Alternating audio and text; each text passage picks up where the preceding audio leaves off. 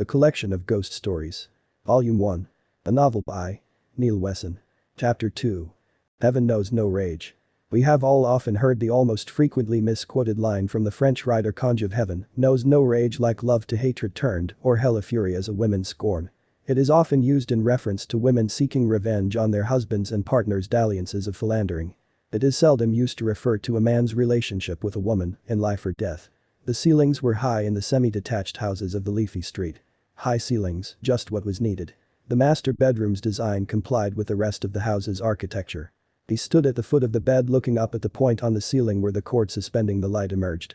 The shade was a heavy glass bowl, far too heavy to be supported by the electric cable alone. The decorative chain hung down from a brass hook, the screws of which penetrated deep into a joist under the plaster. He knew it would hold. He'd put it up. The stool from her dressing table wobbled on the quilted bed as he stepped onto it. He held onto the light fitting with one hand to support himself, the other hand was occupied with something else. From the hook in the ceiling, which the gold color chain hung, now a white piece of cord was also suspended. It was the type of cord normally used for the hanging of pictures down from a picture rail. On the bedroom wall a square of light blue stood out from its darker surroundings. The plain untarnished piece of wallpaper indicated where a picture had once hung. She wouldn't like that, he would have to replace it. No, maybe not. The stool wobbled again under him, he transferred his weight to counteract the fall. He didn't want to fall, he could have broken a leg, or an arm or even his back. What a strange thought, worried about breaking a limb. Steadying himself he put the makeshift noose around his neck, he couldn't make a proper noose, she was right. He was useless. With one final look around the bedroom he had shared with his wife for the past 11 years, he was happy here once. He kicked away the stool. If he were to have any second thoughts then now it was too late. His homemade noose tightened perfectly. So he wasn't that useless after all. His legs swung out of control, as did his arms. The blood began to back up in the lower part of his neck, then he began to feel faint. The last image his eyes saw was a silver-framed picture on the dresser. It was of a happy day, an informal picture taken on their wedding day. The image faded. She closed the kitchen door behind her. The smell of something cooking in the oven filled her nostrils. Outside it was getting dark, the sun had set some 25 minutes earlier. Midsummer's day had only just passed, and the nights were still short, she liked this time of year. The smell was unmistakable to her, it was Lasagne, her favorite. He cooked it so well, where was he? Why wasn't he in the kitchen? He normally was. Her husband was a creature of habit. On the average day he would arrive home at 5:30 p.m. normally and have dinner ready for her coming home at around 9:30 p.m. A fresh pot of tea would be awaiting her on arrival. He knew very well that if she ate too late in the evening, then she would be up all night with either a headache of an attack or stomach cramps. The teapot was empty, much her displeasure, so was a bottle of wine standing next to the coffee grinder. Right. She said to herself. He was in for a roasting now. It was perfectly obvious to her what had happened. He must have come home, put the dinner in the oven, drank the contents of the bottle, then fallen asleep on the bed while he had been upstairs. Tough then. She thought to herself, tonight he would go without his dinner if he couldn't be bothered to come down.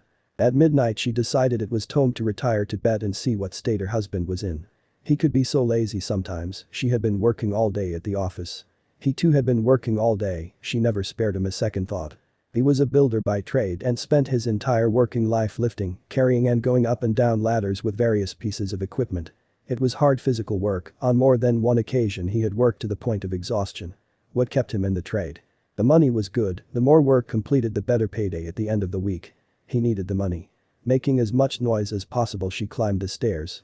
He no doubt would hear her coming and jump off the bed, pretending to be folding up washing or some other task. Tonight though such an act would not wash with her. Why had he not come downstairs when she had come home?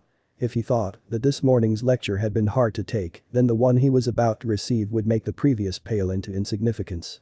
By the time she had reached the top step her rage was at boiling point. She flung open the bedroom door and hit the dimmer switch with the side of her fist.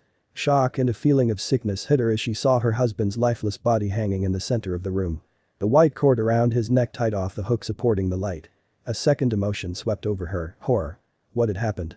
Did he do this himself or had someone else? That thought was too horrible to contemplate. Then anger once again surfaced, lazy sod. He'd taken the easy way out.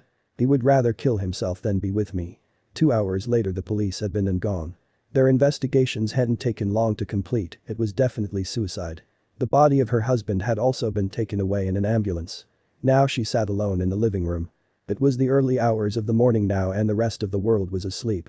Her mother would be arriving shortly to pick her up and take her back to the childhood home she knew so well. She had been advised to spend a few days away from the house to come to terms with her loss. As the police counselor had put it, what loss? How selfish could he have been doing that in the house? Moments later she was gone, the house was empty and silent. Well, almost empty. On the mantelpiece sat his mobile phone. If anyone had bothered to check the previously dialed numbers, they would have found the last 5 numbers had all been to same, 909,090, the Samaritans. The conversation could have been any of life's lost souls. It followed the same pattern as 1,000 others that week. It's my wife, she treats me like what? Came back the friendly voice on the other end of the line. A butler, servant. A pause, then, a slave. Said his melancholy voice. Has she harmed you in any way? No, not yet. She just treats you badly. Yes. Have you spoken to her about it? I have tried. That's good, and what did she say? She always says it's my fault, I am to blame for everything that goes wrong or missing. I can't do anything right. His voice had started to falter. She's told me that so many times that I've started to believe myself now. Have you considered leaving your wife? I can't. Why not? The voice of the woman on the phone had a strangely calming effect on him. Maybe things weren't that bad after all. I can't afford it. All my money goes on the house, paying the bills and that sort of thing. Her money we use for food. If I left I'd have nowhere to go and no money to survive. That's not true. Do you have any friends or relations you could stay with? I've got to go now, she's just come in. Wait, said the voice, there are hostels you can go to. The counselor couldn't get another word in, he was gone, the line dead. For 3 days the house remained empty. On her return she sat in the car looking at the exterior. A feature stood in the garden that had not been there on her departure. A whiteboard had been erected, the legend on the top read for sale. Soon she would out of this house and on with her new life. Late on that evening the time finally came, it was time to go to bed, time to go into that bedroom. The room was warm and inviting, she changed into her nightclothes and slipped between the sheets. With the remote control beside her, she watched a small portable television mounted on the wall. Cupped in her 2 hands she held a mug full of hot chocolate. While she was taking a sip of her hot sweet drink, she noticed a dark shadow cross the TV screen, then returned to normal. The tube must be on its way, she thought to herself. She could afford a newer, better one now. After that thought she slept well in the large empty bed. The following night followed a similar pattern. Again the shadow moved across the screen, darker this time. The old set must be getting worse. Over the next few nights the picture quality on the bedroom TV slowly became unwatchable. By Friday the shadow was moving from one side to the other. She began to nod off. Did she imagine it in the moment between the worlds of sleep and semi-consciousness, or was the shadow in the room and not on the screen? She slowly drifted off to sleep. Then all of a sudden she sat bolt upright in bed, she was looking at the TV. The shadow was in the room with her, it was swinging side to side. The harder she looked at it, the more it formed a shape. The shape of a body hanging from the ceiling. She fainted with fear, falling back onto her pillow. The next morning she woke with a start. The TV was still switched on, the picture was perfect. The sun shone in through the south-facing window. It was warm and bright outside. Had she dreamt the events of the previous night? She was not sure now, it could have been a dream. She hoped it was. The long-awaited house move came 2 days later. She was glad to be putting the past behind her. A new bedroom awaited her, a new room with no ghosts from the past. The day had been a busy one, moving a lifetime's amount of possessions took military planning.